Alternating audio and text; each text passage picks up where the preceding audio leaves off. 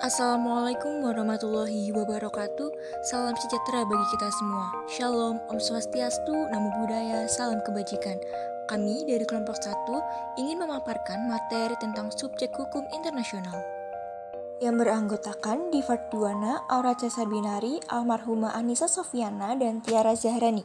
Hukum internasional adalah pemegang atau pendukung hak dan kewajiban hukum internasional. Sederhananya, subjek hukum internasional ini adalah suatu negara.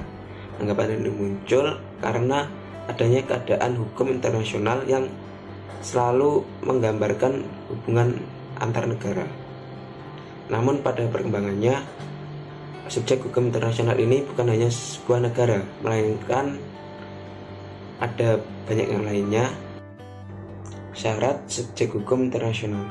Untuk menjadi subjek hukum internasional diperlukan personalitas hukum, yang mana untuk dapat dikatakan memiliki personalitas hukum, suatu lembaga atau entitas harus memiliki kecakapan tertentu. Subjek hukum internasional itu ada 10. Yang pertama negara, kedua organisasi internasional, ketiga Palang Merah Internasional, keempat ada Tahta Suci, kelima ada organisasi pembebasan atau bangsa-bangsa yang sedang memperjuangkan hak-haknya, keenam ada kaum beligeransi, ketujuh ada individu, kedelapan ada wilayah perwalian, kesembilan ada organisasi internasional non-negara atau non-pemerintahan, yang terakhir ada perusahaan transnasional dan perusahaan multinasional. Subjek hukum internasional yang pertama ada negara. Negara ini subjek hukum internasional dalam arti klasik atau paling tua usianya dan paling utama karena dapat mengadakan hubungan-hubungan hukum internasional dalam segala bidang kehidupan masyarakat internasional sesuai dengan pasal 1 Konvensi Montevideo pada tahun 1933 yang menyatakan bahwa negara sebagai pribadi dalam hukum internasional itu harus memiliki kualifikasi sebagai berikut. Yang pertama ada wilayah negara, yang kedua ada penduduk, yang ketiga ada pemerintah, dan yang terakhir adalah kemampuan melakukan hubungan-hubungan dengan negara lain. Subjek hukum internasional selanjutnya ada organisasi internasional. Organisasi internasional sendiri baru diakui sebagai subjek hukum internasional setelah adanya advisory opinion yang diberikan oleh Mahkamah Internasional. Berdirinya organisasi internasional sendiri pada hakikat didorong oleh keinginan untuk meningkatkan dan melembagakan kerjasama internasional secara permanen dalam rangka mencapai tujuan bersama. Jika suatu organisasi internasional itu belum mampu menunjukkan kemandiriannya, organisasi internasional yang demikian tidak atau belum berkedudukan sebagai subjek hukum internasional.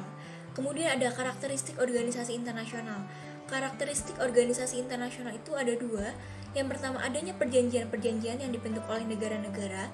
Kedua ada memiliki sekretariat tetap. Selanjutnya ada international legal capacity yang harus dimiliki oleh organisasi internasional. Yang pertama memiliki properti atas nama sendiri. Yang kedua mampu membuat perjanjian-perjanjian internasional dengan subjek-subjek hukum internasional, dapat melakukan perbuatan hukum atas nama anggota-anggotanya, dan yang terakhir dapat menuntut dan dituntut di pengadilan internasional. Contoh kasusnya seperti PBB meminta pendapat hukum dari Mahkamah Internasional terkait masalah terbunuhnya Pangeran Bernhard dari Swedia yang bertindak sebagai mediator PBB di Israel pada tahun 1948. Apakah PBB itu mempunyai kemampuan hukum untuk mengajukan klaim ganti rugi terhadap pemerintah de jure dan atau de facto yang bertanggung jawab? Mahkamah Internasional itu secara tegas menyatakan bahwa organisasi internasional itu sebagai hukum internasional dan mampu mendukung hak-hak dan kewajiban-kewajiban internasional, dan juga bahwa organisasi internasional memiliki kapasitas untuk mempertahankan hak-haknya dengan melakukan tuntutan internasional.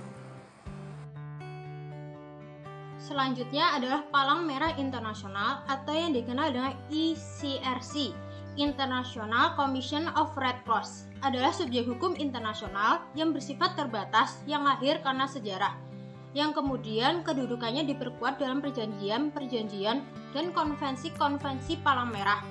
Saat ini, Palang Merah Internasional diakui sebagai organisasi internasional yang memiliki kedudukan sebagai subjek hukum internasional walaupun dalam ruang lingkup yang sangat terbatas.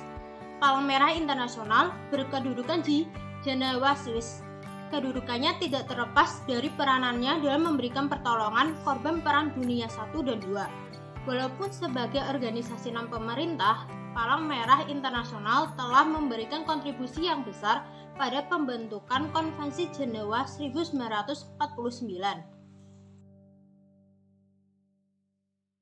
Selanjutnya yaitu Tahta Suci. Tahta Suci yaitu subjek hukum internasional dalam arti penuh dan sejajar kedudukannya dengan negara lain.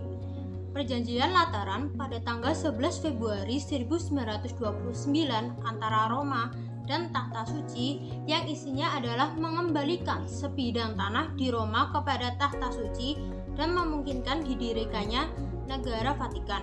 Berdasarkan perjanjian tersebut, negara Tahta Suci atau Vatikan dibentuk dan diakui sebagai subjek hukum internasional. Saat ini, Tahta Suci atau Vatikan memiliki perwakilan diplomatik di berbagai negara di dunia yang sejajar kedudukannya dengan perwakilan diplomatik negara-negara lain. Kaum belegerensi, yaitu pihak yang bersengketa dalam pertikaian bersenjata. Dalam hal ini, pihak yang bersengketa dapat siapa saja termasuk pemberontak. Adapun hukum yang harus diberlakukan untuk kaum belegerensi ini adalah hukum nasional dari negara yang bersangkutan. Jadi setiap negara memiliki hukum yang berbeda-beda terhadap kaum belegerensi. Adapun kriteria pemberontakan menurut Oppenheim, yaitu adanya perang saudara, menguasai sebagian dari wilayah negara, adanya penghormatan hukum perang, dan juga adanya kebutuhan praktis dari pihak ketiga. Sedangkan menurut Hartwig, yaitu terorganisir di bawah pimpinan yang bertanggung jawab, memakai tanda pengenal jelas dan terlihat, membawa senjata secara terang-terangan, dan juga mengindahkan cara berperang yang sudah lazim.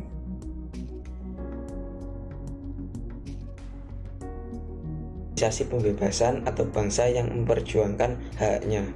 Organisasi ini dapat diakui sebagai subjek hukum internasional,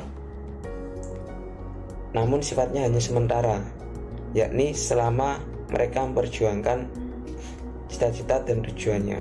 Subjek hukum internasional selanjutnya ada individu. Pada awal hukum internasional, individu hanya sebagai subjek hukum internasional biasa. Namun pada perkembangannya, hukum internasional ini sudah memberikan hak dan kewajiban secara langsung kepada individu. Individu dimintakan pertanggungjawaban secara langsung atas tindakan yang diduga pelanggaran atas kaidah hukum internasional. Contohnya dalam proses peradilan di Nuremberg dan Tokyo, para penjahat itu dituntut sebagai kejahatan terhadap perdamaian dan kemanusiaan, pelanggaran terhadap hukum perang, dan pemufakatan jahat untuk mengadakan perang.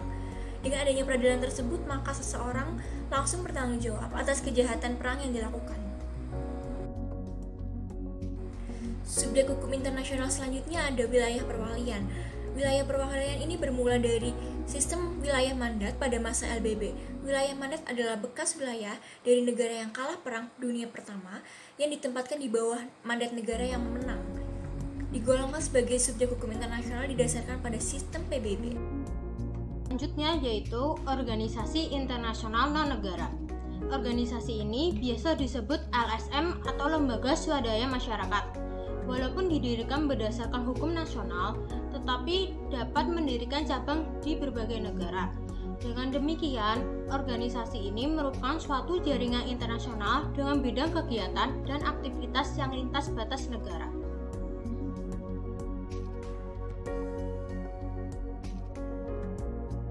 Subjek hukum internasional yang terakhir yaitu perusahaan transnasional atau multinasional. Perusahaan ini merupakan fenomena baru dalam hukum dan hubungan internasional.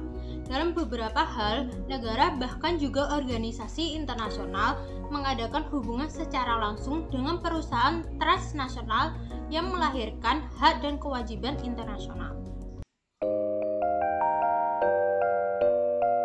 Demikian penjelasan materi tentang subjek hukum internasional dari kelompok kami. Kurang lebihnya mohon maaf. Terima kasih. Wassalamualaikum warahmatullahi wabarakatuh.